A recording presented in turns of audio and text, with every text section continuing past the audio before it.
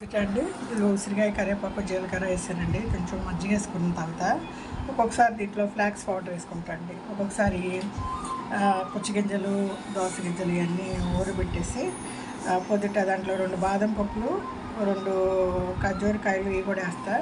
కొంచెం వచ్చి కీర దోసకాయ వేసి కొంచెం కరివేపాకు వేసి మిక్సీ పట్టి తాగుతా. ఒక్కొక్క రోజు ఇదిగోండి బనానా వేసి డ్రై ఫ్రూట్స్ అది తాగుతున్నాం టిఫిన్కి బదులుగా. మనం వచ్చి పొద్దుటే కార్బోహైడ్రేట్ తినే కంటే అండి మనం ఇట్లా మజ్జిగ ఉసిరికాయ తింటే బెస్ట్ అండి. ఆకుకూర కొన్నాను, రెగ్యులర్గా ఆకుకూర తినాలి ఇక మీదట. కొంచెం చెన్నైలో బాగా కూల్ అయిపోయిందండి. వర్షం నిన్న అంతా చల్లగా ఉంది, ఇవాళ పొద్దుటే రాత్రి వర్షం. సరే అండి, ఇవాళ ఆకుకూర కడిగేసి కోసి దీన్ని కొంచెం లైట్గా ఆవిరిలో ఉడికించి తాలింపేస్తా. ఎండుమిరపకాయలు వేస్తా, కారం వేను. ఈ డ్రై ఫ్రూట్స్ ఇవాళ మర్చిపోయానండి నైట్ నానబెట్టడం. దానికోసం ఉసిరికాయ కరివేపాకు మజ్జిగ తాగేద్దాం.